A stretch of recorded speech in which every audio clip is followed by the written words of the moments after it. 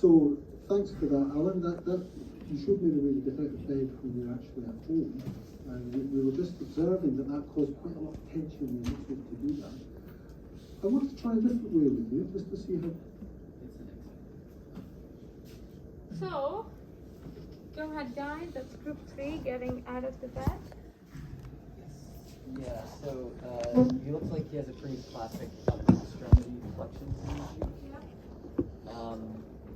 And for at least we couldn't really tell about the lower extremity, but it looks like it's not at least not like a super strong extension synergy, because he's able to like kind of.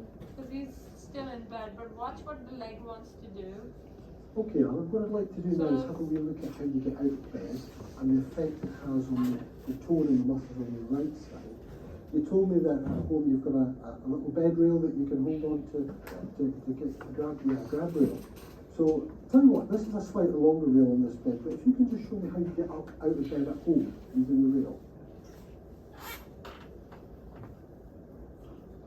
So yeah, like complete flexion. Everything just went into a solid flexion, like everything. Okay. Even the good limb went into flexion if you watch that. So, especially as he's trying to use a lot of his trunk to pull himself up. Okay. There was an associated reaction if you notice that. So he's trying to get up.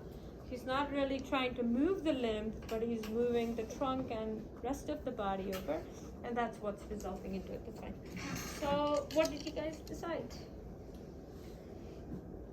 The specific dysfunctions being eventually a loss of range of motion of shoulder extension. Share it with the class. I'm just listening. Shoulder extension, elbow extension, wrist extension, hand extension. Yeah, and so the task. And also weakness on the. Right. Yeah, potentially weakness of the triceps. Weakness Yeah, of the weakness on the triceps. hemiplegic side as well. Specifically with that, like triceps, and also shoulder. How about in the hemiplegic patients? Do you think there's any weakness in the trunk? Yeah. Yeah. Never forget that. We often just think of the upper extremity synergy patterns and in the lower extremity synergy patterns, and we think that, oh, trunk, it's probably okay. And remember when we did all the patterns today with all the movements that you did, you saw how everything works in conjunction. So when he wanted to roll and get up, and when the trunk was flexing, the whole synergistic pattern kind of showed up on this patient. So even if you couldn't distinguish if it was a flexor or a synergistic pattern, this is what I meant. When you're going to do a stressful movement, the limb will kind of contain itself and move towards a more flexion pattern. Now he was not in standing position, so you might not be able to see, but a lot of times his limb wanted to stay more in flexion, at least during this time. So I can't really. I'm in agreement with you. Even I can distinguish right now, because one, he is able to relax. So the tone is not that high that the limb kind of stays in flexed position in the lower limb. So only when he's getting up, and if you roll onto your side, so do that today. When you roll and you are holding from one side, and you're bringing your leg down, and I'm kind of doing that, he does this. So it requires a lot of one-sided strength from the trunk as well. So it was an associated reaction that you saw. The whole flexion pattern. Okay, so what was your task? We decided on an open chaining task, and just with this setup, we thought it would be good to try to reach across his body to the nightstand to grab an object. That's nice. So breaking down that movement, it would involve horizontal abduction. Do it on a patient. If you had a patient who had difficulty rolling towards the good side. Yeah, so one of our PNF techniques is rhythmic initiation. So we can start off with this passive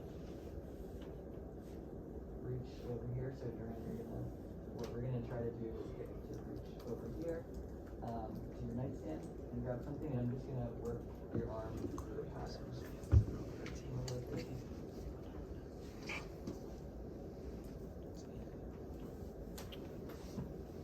How is Duran's neck? He's laughing. Duran's looking like this. you, when you have to read across, look across to your partner to where the laptop is.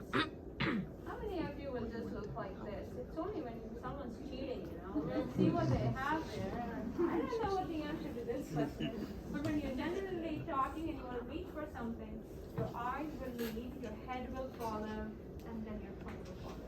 So if you really want to improve this passive range of motion, try doing the same movement with the eye, head, and then the reach in a passive way. So if he has to reach to my hand, go ahead and try. Go ahead, Ren, look at me. Let's see if we can touch that. Nice. Come back. I Nice. want you to help a little more. Come on. Good job.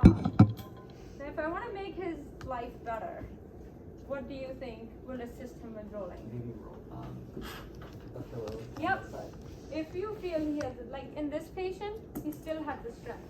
But let's suppose patient had no strength, that's a regression.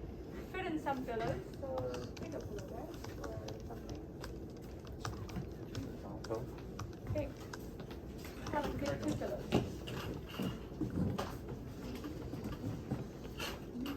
Where does the rotation happen? Up here or at the trunk? If you want to reach, if you have a smaller rotation, it's probably here, but if you really want to reach, you're going to have it at the trunk.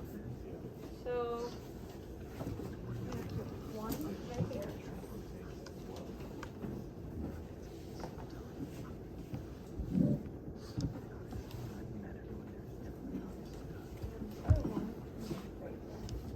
So now, what am I doing?